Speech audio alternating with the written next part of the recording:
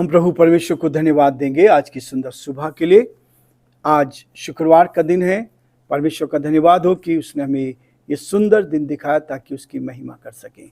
पिछले 4 दिनों के लिए हम परमेश्वर को धन्यवाद देंगे कि परमेश्वर ने हमारी रक्षा की है और हमें ये मौका प्रदान किया है कि आज का दिन हम देख पाएं और परमेश्वर के नाम को धन्य कह सकें। प्रियो, आज के दिन की शुरुआत हम प्रभु के इस वचन के साथ करना चाहते हैं ताकि प्रभु को महिमा मिले और परमेश्वर का नाम ऊंचा किया। एक बार फिर living Christian movement fellowship ministry की ओर से आप सभी का स्वागत है, वेलकम है और मैं दिल की गहराई से आपको धन्यवाद देना चाहूँगा। आप हमारे साथ साथ बने रहे और परमेश्वर हर बात में भलाई को उत्पन्न करता है। मैं बराबर रोमियो उसका 8 अध्याय उसके 28 पद को याद करता हूँ। जो लोग परमेश्वर से प्यार करते हैं उनके लिए सब बातें मिलकर आशीष का कारण बनती है, भलाई का कारण बनती है।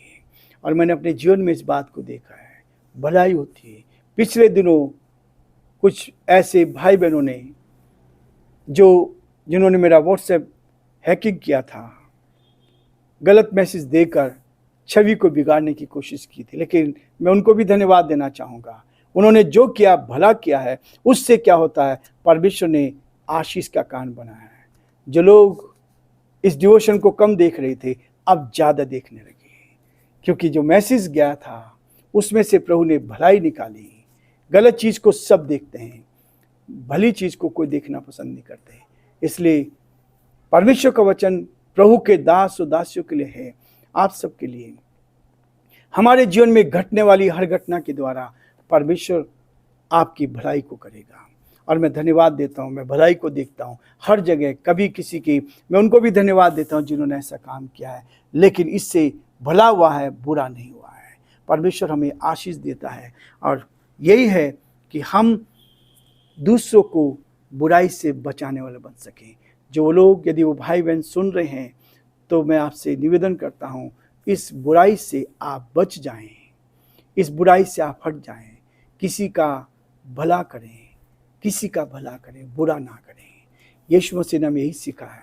इसलिए हम दुआ करेंगे ताकि प्रभु का हाथ हम सबके साथ बना रहे और प्रभु की महिमा करें। जीवते और सच्चे विश्वास के योग्य परमेश्वर, हम आपको हृदय से धन्यवाद देते हैं, आपकी स्तुति करते हैं आज की इस सुंदर सुबह के लिए।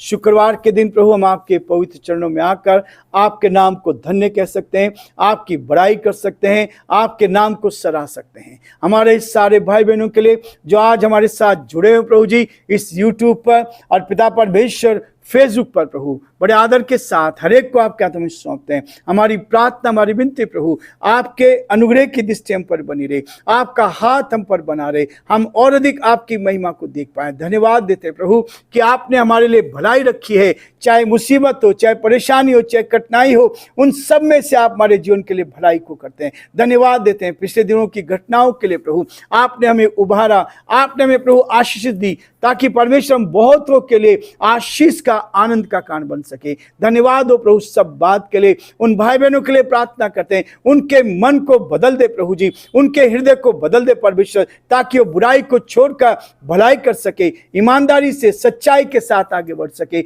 आपका वचन कहता है जब आदम ने पाप किया और आदम से कहा गया तू अपने खून पसीने की रोटी खाया करेगा। प्रभु जब तक हम अपने खून पसीने की रोटी नहीं खाते परमेश्वर, तब तक वो हमारी पच नहीं सकती। हम प्रार्थना करते हैं उन भाइयों को आप उनको संभाले, उनको ऐसा वचन दे ताकि परमेश्वर वो अपने मन को बदले और बुराई से हटकर आपके प्रेम का एहसास कर सके। हम आपको धन्यवाद देते हैं। हमारे प्रदेश के मुख्यमंत्री अशोक गहलोत जी को प्रभु जी आपके हाथों में सौंपते हैं। आपका दया का हाथ उनके साथ बना रहे, आपकी करुणा उनके साथ बनी रहे, उनको अच्छी बुद्धि दे ताकि इस प्रदेश का संचालन आपकी महिमा के लिए कर सके। हमारे देश के लिए, देश के प्रधानमंत्री के लिए, राष्ट्रपति जी के लिए प्रार्थना करते हैं, आप उनको भी संभालें, उनको बुद्धि और ज्ञान से परिपूर्ण कर इस देश का संचालन करने में आप उनकी मदद करें। उन सारे भाई बहनों को याद करते हैं प्रभु जो बीमार है, परेशानी में, कठिनाई में है, दुख में, मुसीबत में है, आप उनकी सुधि ले प्रभु जी, आप उनको अपने हाथों में ले,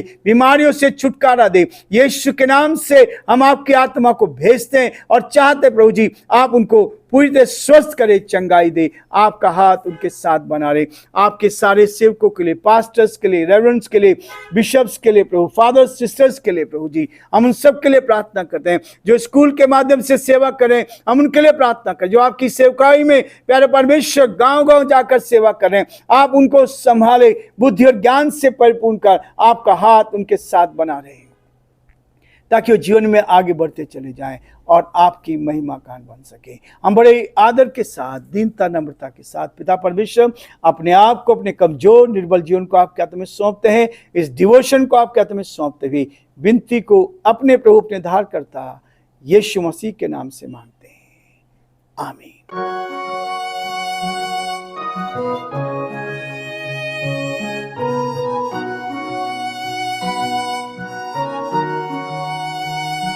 कलवरी के पास खड़ा हो, खून की धारा देखता जा, तेरे पापों का यही दाम दिया है मसीह यीशु ने।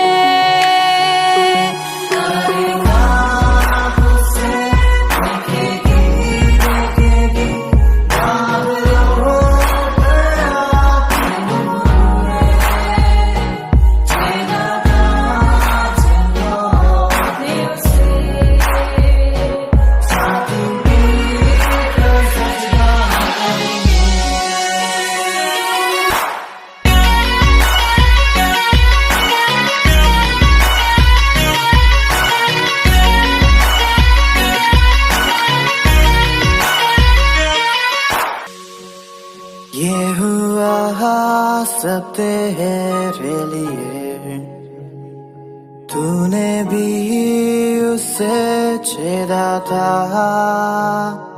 फिर भी प्यार से वो बुलाता। जाता क्यों नहीं तू उसके पास, फिर भी प्यार से वो बुलाता। जाता क्यों नहीं तू उसके पास।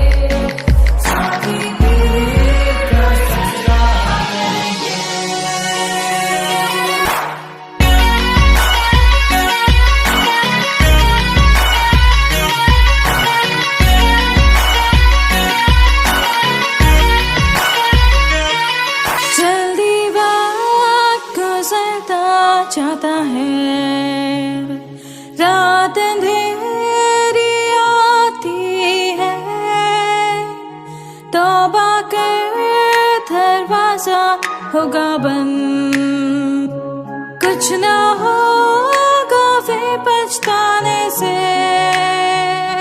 तौबा कर दरवाजा होगा बंद, कुछ ना होगा फिर पछताने से।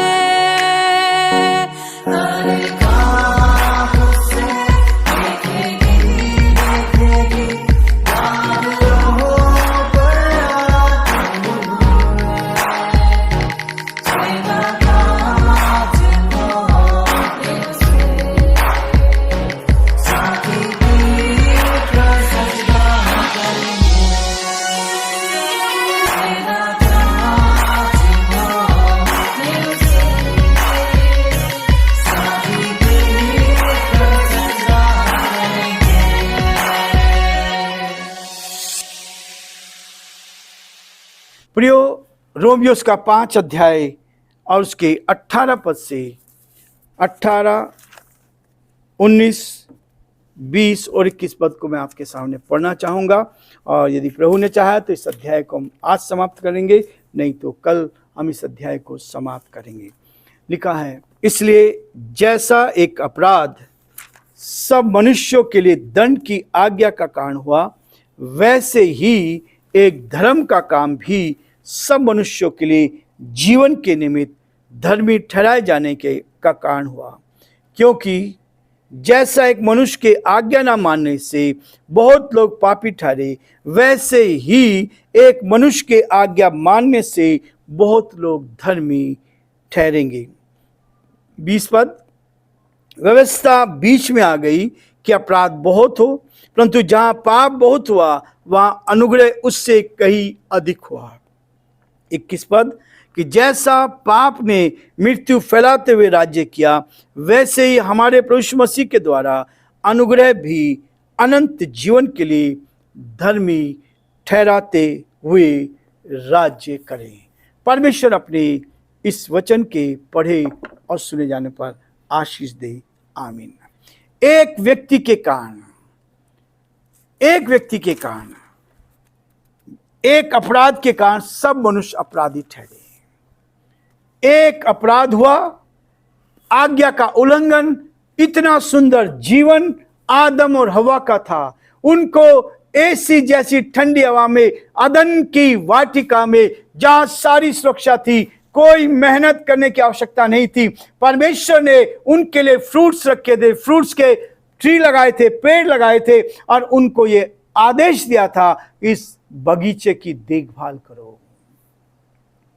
रोज शाम के समय परमेश्वर उनसे आके मिलता था, बातचीत करता था, रोज शाम को रिश्ता था। लेकिन एक अपराध करने के कारण, एक आज्ञा का उल्लंघन करने के कारण पाप जगत में आ गया और उससे दंड की आज्ञा हुई। क्या दंड की आज्ञा हुई? परमेश्वर ने इस सृष्टि को बनाया था, लेकिन जिसके द्वारा पाप इस संसार में आया, उन तीनों को दंड दिया गया। पहला सांप को दंड दिया गया। सांप ने क्या किया? शैतान ने सांप का रूप धारण करके हवा के पास आया और हवा से आकर उसने कहा, क्या तुम इस सारी वाटिका के सारे फल को खा सकते हो? हवा ने कहा, नहीं, हम सब खा सकते हैं। 100 पेड़ है, लेकिन 99 पेड़ों के फल हम बेखटके खा सकते हैं, लेकिन एक पेड़ जो जीवन का पेड़ है, उस पेड़ के फल के खाने के लिए परमेश्वर ने मना किया है। प्रियो, शैतान ने उनको बहकाया। शैतान ने सांप बनकर हवा से कहा कि नहीं, जिस दिन तुम उस फल को खाओगे उसी दिन परमेश्वर के तुल्य हो जाओगे, परमेश्वर के बराबर हो जाएंगे। और उसने सोचा कि मैं परमेश्वर के बराबर हो जाऊंगी, इसलिए उसने तोड़ा और खुद ने खाया और अपने पति को भी दिया। सांप, स्त्री और मनुष्य, 2 व्यक्ति संसार में थे। इसको, सांप को पहले से बना दिया गया था, परमेश्वर ने सारे जंतुओं को बना चुका था, लेकिन शैतान ने रूप धारण किया। किसका? शैतान का रूप धारण करके, सांप का रूप धारण करके प्रभु के हवा के पास आया और उसको बहकाया। उसने क्या किया? उस फल को खाया, अपने पति को भी दिया। जब परमेश्वर आया तो शाम को छुप गए पेड़ों के पीछे। पत्ते उन्होंने अंजीर के पत्ते तोड़े और अपने बदन पर, अपने शरीर पर लगाए, लंगोट बना लिए, ताकि वो क्या हो जाएं? अपने नंगेपन को छुपा पाए। इससे पहले नहीं मालूम था उनको कि नंगे हैं, लेकिन पाप आते ही उनको पता हो गया। और क्या किया? अंजीर का पत्ता यदि बदन पे लगता है तो प्रियो खुजली लगती है, बेचैनी अपने जीवन में ले ली उन्होंने। वो ऐश की जिंदगी थी, आराम की जिंदगी थी, अब बेचैनी की जिंदगी ले ली। अब दुख, मुसीबत, परेशानी, तकलीफ आना शुरू हो गया। लेकिन आदम से पूछा, तूने क्या किया? बोला, मैंने नहीं किया, जिस स्त्री को तूने दिया था उसी ने मुझे फल खिलाया, मेरी गलती नहीं है, तूने उस स्त्री को दिया था, उसकी गलती है। इसने कहा, मैंने नहीं खाया, मुझे तो सांप ने बहकाया। और सांप को परमेश्वर ने श्राप दिया कि तूने जो ये काम किया है, इसलिए तू जीवन भर पेट के बल चला करेगा और मिट्टी चाटता रहेगा। तेरे वंश और इस स्त्री के वंश के बीच में मैं बैर उत्पन्न करूंगा, तू उसकी एड़ी को डसेगा और वो तेरे सिर को कुचल डालेगा। आज भी ये बाइबल इसको स्पष्ट करती है, और व्यवहारिक रीति से यदि आप देखेंगे तो आज सांप के वंश का और स्त्री के वंश में बैर उत्पन्न है। स्त्री से उसने कहा, तूने जो ये फल खाया इसलिए तू पीड़ित होकर बालक उत्पन्न करेगी, तेरी लालसा तेरे पति की होगी और वो तुझ पर प्रभुता क्या करेगा। ये दंड उसको मिला। और आज भी सभी धर्मों के, हिंदू, मुस्लिम, सिख, ईसाई, सबकी स्त्रियां जब बच्चा जन्म देती है तो बहुत पीड़ा से दूसरा जन्म उसको मिलता है। आदम के पास आया, तूने अपनी बात, अपनी पत्नी की बात सुनी, उस बात को माना, आज्ञा का उल्लंघन किया, ये भूमि तेरे कारण श्रापित है, ये भूमि तेरे कारण श्रापित है। तू खेत की उपज खाया करेगा और ये भूमि तेरे लिए ऊंट कटारे उगाएगी। जंगल में कहीं भी चले जाओ, कटीले झाड़ी आपको मिलेगी। और उसके बाद कहता है कि तू अपने माथे के पसीने की रोटी खाया करेगा और अंत में मिट्टी में मिल जाएगा। तू मिट्टी तो है, मिट्टी में मिल जाएगा। एक अपराध का दंड आज सारी दुनिया को भुगतना पड़ रहा है। ये बाइबल बताती है कि आज वही दंड जो आदम ने किया था, एक अपराध, उस अपराध के कारण सारी दुनिया पे दंड आया। और कहता है दंड की आज्ञा का कारण हुआ, वैसे ही एक धर्म का काम भी सब मनुष्यों के लिए जीवन के निमित्त धर्मी ठहराए जाने का कारण हुआ।